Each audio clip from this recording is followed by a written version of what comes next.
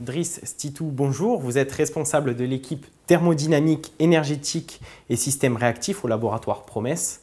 Alors, la production de froid solaire, c'est quand même surprenant comme production. Pouvez-vous nous en dire plus? Le principe est relativement simple. C'est un principe qui existe depuis les années 1850. La première machine frigorifique était une machine basée sur ce principe-là. On utilisait de la chaleur d'un côté pour produire du froid, bien avant donc l'avènement des compresseurs. On va utiliser une réaction chimique pour absorber un gaz. Et ce gaz, on va le pomper dans une enceinte où il y a un liquide. Et comme on fait baisser la pression dans cette enceinte, on va créer une évaporation. Et c'est l'évaporation qui va faire du froid. Dans des systèmes classiques, dans votre réfrigérateur par exemple, ce qui fait pomper le gaz de cet évaporateur, en fait, c'est votre compresseur. Ici, on ne va pas utiliser de compresseur, on ne va pas utiliser d'électricité, mais on va utiliser ce qu'on appelle un réacteur thermochimique dans lequel a lieu une réaction chimique qui va pomper ce gaz. Et la réaction va se faire tant que le réactif a quelque chose à pomper. Et une fois qu'il est complètement gavé de gaz réactif, c'est-à-dire qu'on a une certaine quantité bien fixée de réactif dans le réacteur, à ce moment-là, qu'est-ce qu'on fait? On va lui apporter de la chaleur pour faire la réaction inverse, pour que le sel puisse redégorger son sel et donc redégazer son sel qui va aller alors se condenser dans un condenseur à température ambiante. Alors ces deux phases, l'une de production de froid où le réacteur absorbe le gaz de l'évaporateur, produit du froid, et puis suivi d'une deuxième phase de ce qu'on appelle de régénération grâce à de l'énergie thermique, vont se faire dans des temps différents.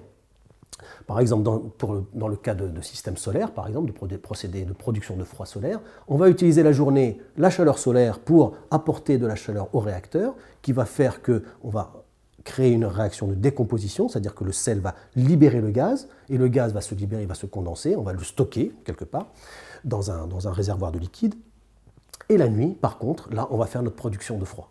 Et ce froid, on va le stocker soit sous forme de glace, ou soit sous forme dans ce qu'on appelle un matériau à changement de phase, qui peut être une paraffine ou quelque chose comme ça, pour être utilisé après tout au long de la journée à la demande. Avec 1 mètre carré de capteur, par exemple, face au soleil, on peut produire jusqu'à à peu près entre 7 et 10 kg de glace. Mais ici, là, vous êtes devant une installation de climatisation solaire, c'est le même principe, et cette installation permet actuellement de climatiser la salle de conférence de notre laboratoire, une salle de conférence qui fait à peu près 120-130 mètres carrés.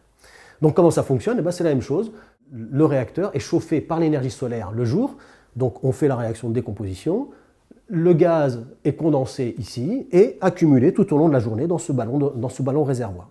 Une fois que tout le sel dans le réacteur a réagi, on fait la réaction inverse, c'est-à-dire qu'on va repomper le gaz en le faisant évaporer dans un évaporateur, il va produire du froid.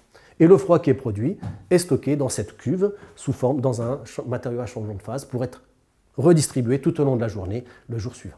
Alors pensez-vous que la productivité de froid solaire peut se démocratiser dans les années à venir? Alors, cela dépendra bien sûr de beaucoup de facteurs, notamment du prix de l'énergie.